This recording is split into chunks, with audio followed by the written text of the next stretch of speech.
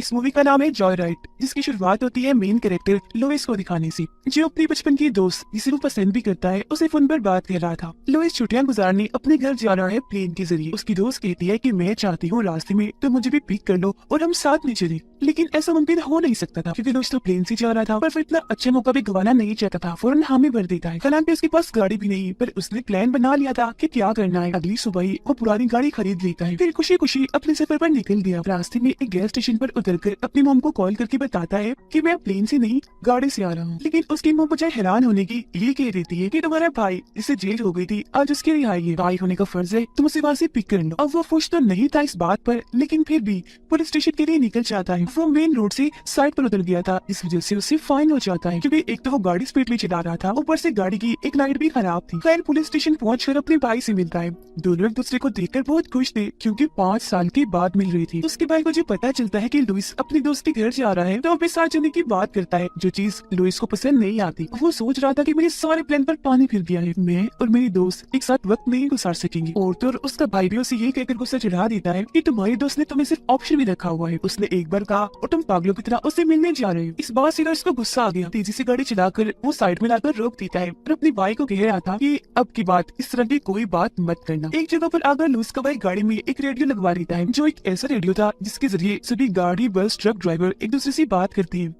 सड़क की सूरत-ए-हाल मालूम करने के लिए। इस रेडियो को लुइस का भाई एंजॉय करने के लिए इस्तेमाल कर रहा था, तो उसका तो अच्छा टाइम पास हो रहा था क्योंकि आसपास के जितने भी मुसाफिर थे सब कोड्स के जरिए एक दूसरे से बात कर रहे थे, जो कोड्स खास तरह के नाम थे। उसका भाई अपना और लुइस का भी नाम रख लेता है। जिस दौरान उनकी बात एक ट्रक ड्राइवर से होती है जिसका कोड था रस्टी नील, यानी जंग लगी की। वो कह रहा था कि बारिश अक्सर लोगों को पसंद होती है क्योंकि वो सब लोगों को घरों के अंदर रखती है और मेरे हिसाब से बारिश आज रात भी होने वाली है। अब उसकी अजीबोगरीब बातें सुनकर लुइस के भाई को फजूल सा आइडिया आता है, जिस बारे में वो लुइस को भी बताता है कि तुम ऐसा करो, लड़की बनती से बात करो, इसे पागल बनाते। अब ये आइडिया लुइस को पसंद नहीं आया तो वो मना कर देता है, पर अपने भाई की जिद करने पर वो रस्टी नींद से लड़की की आवाज निकालकर बातें करता रहता है। वो भी पूरी तरह लड़की समझकर उसकी बातों में खो गया और दोस्ती कर लेता है, पर इसी बीच उनका राब्ता टूट जाता है, जिस बात से लुइस के भाई को काफी गुस्सा आ गया क्योंकि वो इस मजाक के कुछ देर और मजे लेना चाहता था और फिर उससे बताता कि वो लड़का है जिसे तुम लड़की समझ के बात कर रही हो। फिर रात गुजारने के लिए एक होटल में रुके। लुइस का भाई जब अंदर जाता है तो देखता है कि वहाँ एक अमीर आदमी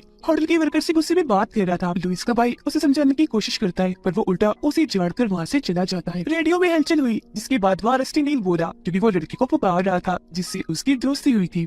ये चीज देखकर लुइस काफी हैरान रह गया क्योंकि साफ जाहिर था कि वो लड़की को ढूंढ रहा है और कब से इनके पीछे है। और यहाँ दोबारा से लुइस के भाई के दिमाग में एक आइडिया आता है। लुइस के जरिए वो रस्टी को बोलता है कि मैं यहाँ एक होटल में रुकी हूँ, तुम भी आ जाओ, लेकिन हाँ आधी रात को कमरा नंबर 17 में आना शराब की बोतल लेकर। कमरा नंबर 17 में वो अमीर आदमी रुका था, इसीलिए उनका प्लान था कि बहुत मजा आएगा अगर वो आ गया तो। दोनों कमरे में जाकर आराम कर ही रही थी कि ठीक 12 बजने पर होटल के बाहर एक ट्रक आकर रुका जो उसी का था, यानी कि रस्टी सच में आ गया। ये चीज लुइस का भाई भी देख लेता है और अपने प्लान को ऐसे कामयाब होता देखकर वो काफी खुश रह जाता है। वो कमरा क्योंकि साथ वाला ही था तो ये दोनों कान लगाकर सुनने लगती हैं, जहाँ पर अमीर आदमी रस्टी को डांट रहा था और अगले ही पल गला घुटने की आवाज आने लगी जिससे काफी घबरा गई। लुइस फोन काउंटर पर फोन करके बताता है कि कमरा नंबर 17 में कोई गड़बड़ है, जो सुनकर वर्कर पहले कमरा नंबर 17 में कॉल करता है और फिर इनको कॉल करके बताता है कि वहाँ सब ठीक है, जो सुनकर दोनों ही भाई काफी चौंक गई और ऐसे ही परेशानी की हालत में ये सो जाती है, जिस दौरान बस्टी का ट्रक भी वहाँ से निकल चुका था। अगली सुबह पुलिस इनसे पूछताछ करने के लिए आती है। वो अमीर आदमी की बात कर रही थी जो काफी बुरी हालत में सड़क पर मिला था, जो सुनकर दोनों एकदम दंग रह जाते हैं क्योंकि उन्हें तो ये लग रहा था कि उस अमीर लंबे चौड़े आदमी ने रस्ते पर को नुकसान पहुंचाया होगा, जो आम सा ट्रक ड्राइवर है हमारी बातों में भी आ गया। उनको हैरान होता देखकर पुलिस उन्हें अमीर आदमी की हालत दिखाने के लिए ले जाती है। सच में जिसकी हालत बहुत ही खराब थी क्योंकि उसका नीचे वाला जबड़ा उखाड़ दिया गया था, सिर्फ दांत नजर आ रही थी। फिलहाल वो कोमा में था।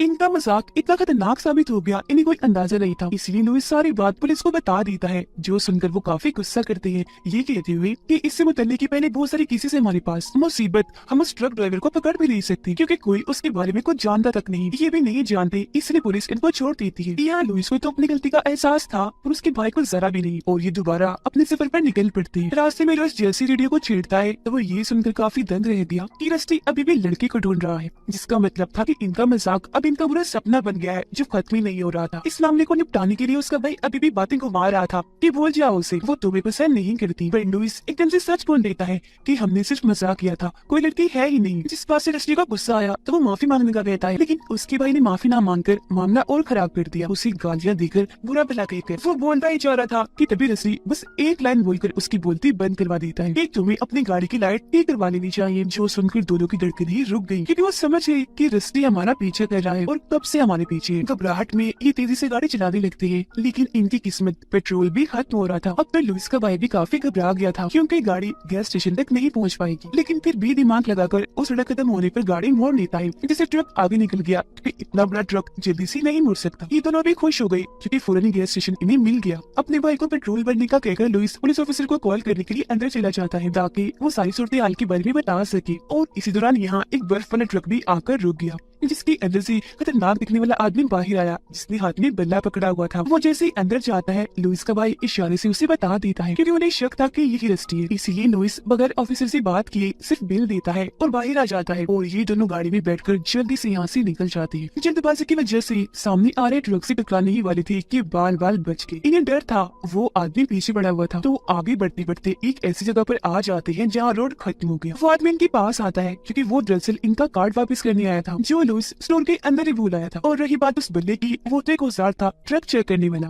कार्ड देने के बाद जैसे आदमी वहाँ से जाता है इनकी जान में जान आती है, लेकिन अगली पल वहाँ हलचल हुई। ये जैसे मुड़कर देखते हैं तो वहाँ इनका बुरा सपना था, यानी रस्टी जो उस बर्फ वाले ट्रक में अपना ट्रक दे मारता है। फिर ट्रक को चीरते हुए इनकी तरफ ही बढ़ता आ रहा था। ये जल्दी से गाड़ी में बैठकर भागने लगते हैं। वो भी पागलों की तरह इनके पीछे बढ़ जाता है। वो इन्हें कुछ ही देता कि एक बार फिर ये गाड़ी मोड़कर उसे चकमा दे देते हैं, लेकिन अब की बार गाड़ी एक पेड़ के सामने एक जगह पर आकर अटक जाती है। ये लोग बहुत कोशिश करते हैं वहाँ से निकालने की, पर नहीं निकाल पाए और तभी इनकी मौत रस्टी भी ट्रक लेकर आ गया जो इनकी गाड़ी को धीरे धीरे करके कुचलता जा रहा था। वो गाड़ी तबाह करके इन्हें मौत की घाट उतार ही देता कि उससे पहले फौरन रेडियो उठाकर लुइस का भाई उससे माफी मांग लेता है। अब नॉर्मल होकर रस्टी ऐसा करने की वजह पूछता है, जिस पर उसके भाई ने जवाब दिया मजाक, मजे करने के लिए किया था बस और कुछ नहीं। रस्टी बोलता है मैं भी तो सिर्फ मजाक ही कर रहा हूँ। खैर इतना बोलकर वो चुपचाप ट्रक पीछे करके यहाँ से चला जाता है, जिससे ये दोनों राहत की सांस लेते। अगली सुबह गाड़ी ठीक करवा के उसके दोस्त के घर जाने के लिए निकल जाती है।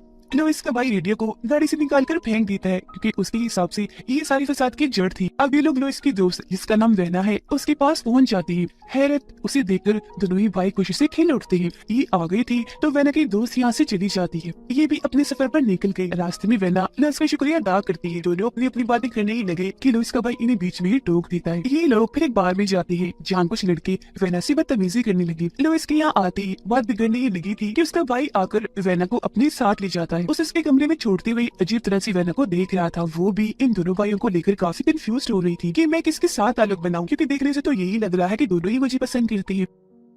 खैर तभी इधर लुइस आ जाता है तो उसके भाई को जाना पड़ता है। दोनों भाई अपने कमरे में आ गई। लुइस जैसे ही सोता है उसका भाई शराब की बोतलें लेकर दोबारा से वेना के कमरे में आ जाता है और ये दोनों मिलकर शराब पीने लगते हैं। उधर लुइस सो रहा था तो किसी का फोन आने लगता है। कॉल उठाने पर उसकी नींद एकदम से उड़ गई क्योंकि वहाँ रस्टी था जो कह रहा था कि तुम तो कह रही थी हमारे साथ कोई लड़की नहीं, तो फिर दूसरे कमरे में तुम्हारा भाई लड़की के साथ क्या कर रहा है, जिसका मतलब था कि अभी तक वो इनका पीछा ही कर रहा था। और अब उसे यकीन हो गया था जिस लड़की से भी बात कर रहा था वो सच में है क्योंकि वो वेना को ही लड़की समझ बैठा। ये बात सुनते ही लुइस जल्दी से वेना के कमरे में गया उन दोनों को अलर्ट करने के लिए। दोनों को साथ देकर इसके दिमाग में भी बहुत सारे सवाल थे पर फिलहाल ही टाइम नहीं था। ये उन्हें जल्दी से गाड़ी में बिठाकर यहाँ से निकल जाता है। ये लोग आगे बढ़ते हैं। कीबोर्ड पर इन्हें रस्टी का मैसेज मिल जाता है जिसमें वो डिग्गी खोलकर चेक करने का कह रहा था। ये डरते हुए डिग्गी खोलते हैं पर वहाँ इन्हें रेडियो मिलता है जिसे लुइस के भाई ने फेंक दिया था, जिसका मतलब था कि इतने देर से ये खुद को सिर्फ महफूज समझ रही थी पर असल में थी नहीं, क्योंकि हर पल वो इनके पीछे है जो चाहता है कि लोग रेडियो के जरिए मुझसे बात करें। तो अब ये लोग उसकी बात मानकर रेडियो ठीक कर देती है और सारी बात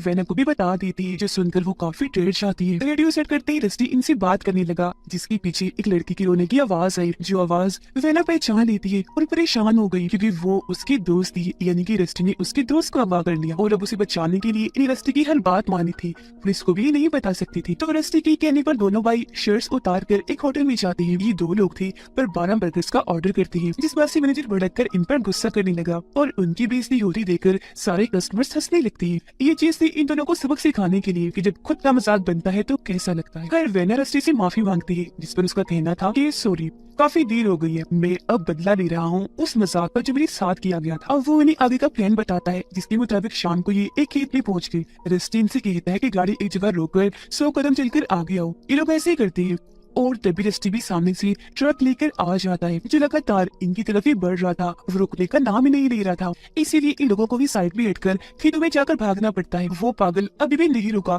ट्रक लेकर खेतों में ही घुस जाता है। ट्रक को वो वही भगाने लगता है, बड़ी लाइट ऑन करके। इनके बहुत ही पास था, बस कुछ ही देता, पर खुशकिस्मती से वहाँ नारा था जिसमें लेटकर अपनी जान बचाते है और ट्रक आगे निकल जाता है। टाइम से किए बगैर वो दोबारा से भागने लगे, पर इस बार अलग अलग हो गए, जिस वजह से रस्टी भी ट्रक से उधर जाता है। और यहाँ हम पहली बार उसकी झलक देख पाते हैं, जो हरकतों के साथ साथ दिखने में भी खतरनाक लग रहा था। तीनों एक दूसरे को ढूंढ रही थी कि तभी रस्टी वेना को दबोच लेता है, ट्रक में डालकर उसे अपने साथ ले जाता है, जिस वजह से दोनों भाई आपस में लड़ने लगते हैं। और तभी इनकी गाड़ी में आग लग जाती है। रेडियो के जरिए रस्टी से बात कर रही थी, जिन्हें कहता है कि आधी रात को एक होटल में मिलने आओ, लेकिन हाँ कमरा नंबर 17 में एक शराब की बोतल लेकर जो तुम्हारी गाड़ी में पड़ी है, मैंने देखी थी। अब यही वो सारा मजाक था जो इन भाइयों ने उसके साथ भी किया था। शराब की बोतल जैसे लुइस देखता है फौरन उठा लेता है। जैसे वो थोड़ा दूर आए, गाड़ी एक धमाके के साथ तबाह हो जाती है और अब इन्हें गाड़ी का इंतजाम भी करना था, क्योंकि जल्द से जल्द वहाँ पहुँचना है।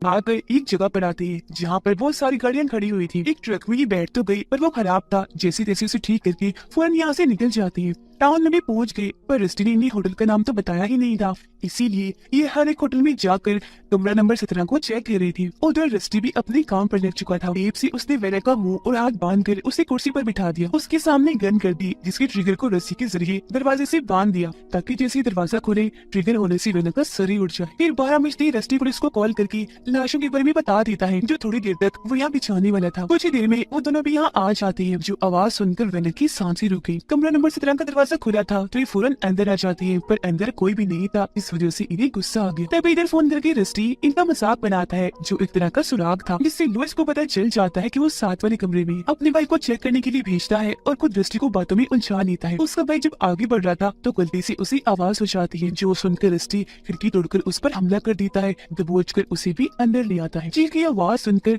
दरवाजे के सामने लुइस आ गया। वो दरवाजा खोलने वाला था कि ठीक वक्त पर उसके भाई ने खुद को छुड़वा लिया। फौरन वो लुइस को मना कर देता है कि रुक जाओ, दरवाजा मत खोलो। जो सुनकर लुइस भी रुक जाता है और वेना थोड़ा नॉर्मल हो जाती है। वो एक कील से खुद को आजाद करने की कोशिश कर रही थी, पर नहीं कर पाती क्योंकि कील नीचे गिर गई। इसी दौरान एक लंबी सी जंगली की कील लुइस के भाई की टांग के आर पार हो जाती है, जिसे बड़ी मुश्किल से तकलीफ बर्दाश्त करके वो निकाल रहा था। और रस्टी उसकी टांग पर अपना पैर रखकर उसे और अंदर घुसा देता है, जिससे उसकी तकलीफ में और इजाफा हो गया। और अभी ध्यान रखते हुए लुइस अपने भाई तक तो पहुंच गया, पर वो लकड़ी की बाड़ पर लटका हुआ था, जबकि रस्टी ट्रक लेकर यहाँ से निकल जाता है। लुइस अपने भाई को बहुत निकालने की कोशिश कर रहा था, पर ये काफी मुश्किल था क्योंकि उसे एक बड़ी सी पाइप के साथ यहाँ पर अटकाया गया था। इतनी ही देर में पुलिस भी यहाँ पर आ जाती है, जिनको सबसे पहले होटल की मैनेजर की लाश मिलती है, इसीलिए वो हर कमरे को चेक करने लगी। जो आवाज सुनकर वेना रोने लगी। अब लुइस ने जैसे तैसे करके बाढ़ से अपने भाई को आजाद कर लिया। पुलिस भी वेना के कमरे के बाहर पहुंच चुकी थी। इससे पहले पुलिस दरवाजा खोलती ठीक वक्त पर लुइस ने वहाँ आकर वेना को साइड में कर दिया, जिससे गन तो चली